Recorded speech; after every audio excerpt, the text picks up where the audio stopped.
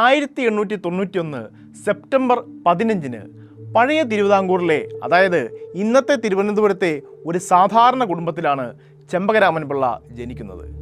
തിരുവനന്തപുരത്തെ മോഡൽ സ്കൂളിലായിരുന്നു അദ്ദേഹത്തിൻ്റെ വിദ്യാഭ്യാസം. അക്കാലത്ത് തിരുവനന്തപുരത്ത് സ്ഥിരതാമസമാക്കിയിരുന്ന സർ വാൾട്ടർ സ്ട്രിക്ലാൻഡ് എന്ന ഒരു ബ്രിട്ടീഷ് ചിന്തകനുണ്ടായിരുന്നു.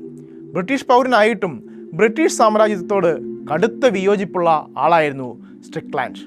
അദ്ദേഹവുമായി സൗഹൃദത്തിലായ ചെമ്പകരാമൻ പിള്ളയ്ക്ക് ലോകരാഷ്ട്രീയത്തെക്കുറിച്ചും സ്വാതന്ത്ര്യത്തെക്കുറിച്ചും പുതിയ കാഴ്ചപ്പാടുകൾ ലഭിക്കുകയുണ്ടായി. ഇന്ത്യയിൽ നിന്നും മടങ്ങിയ സ്ട്രിക്ലാൻഡ് ചെറുപ്പക്കാരനായ ചെമ്പകരാമനെയും തൻ്റെ കൂടെ യൂറോപ്പിലേക്ക് കൊണ്ടുപോയി എന്ന് ചില ചരിത്രരേഖകൾ പറയുന്നു. എന്തായാലും യൂറോപ്പിലെത്തിയ അദ്ദേഹം ഇറ്റലി, സ്വിറ്റ്സർലൻഡ്, ജർമ്മനി എന്നിവിടങ്ങളിലായി ഉപരിപഠനം പൂർത്തിയാക്കി. എഞ്ചിനീയറിങ്ങിലും അതോടൊപ്പം വിവിധ യൂറോപ്യൻ ഭാഷകളിലും അദ്ദേഹം വലിയ പ്രാവീണ്യം നേടി.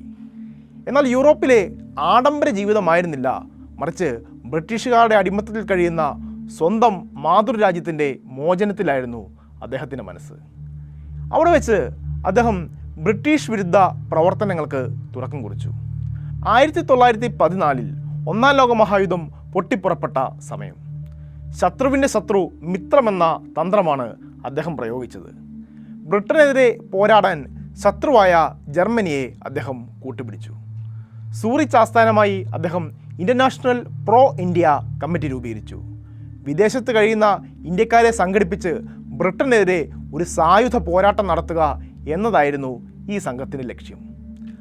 ഈ സമയത്ത് ഇന്ത്യയിൽ ബ്രിട്ടീഷുകാരെ ശരിക്കും ഞെട്ടിച്ചു കളഞ്ഞ ഒരു സംഭവം നടന്നു.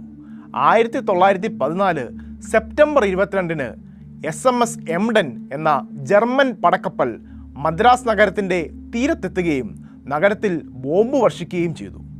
മദ്രാസിലെ ബ്രിട്ടീഷ് എണ്ണ സംഭരണികൾ കത്തിച്ചാമ്പലായി. ബ്രിട്ടീഷുകാരുടെ നെഞ്ചിലേറ്റ വലിയൊരു പ്രഹരമായിരുന്നു അത്. ദക്ഷിണേന്ത്യയിൽ മുഴുവൻ ബ്രിട്ടീഷ് വിരുദ്ധ തരംഗമുണ്ടാക്കാൻ ഈ ആക്രമണത്തിന് സാധിക്കുകയുണ്ടായി.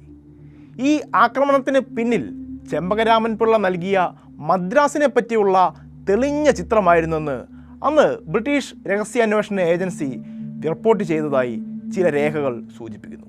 അതോടെ അദ്ദേഹത്തെ പിടികൂടാൻ ബ്രിട്ടീഷ് സർക്കാർ വലിയ പാരിതോഷികം പ്രഖ്യാപിക്കുകയുണ്ടായി.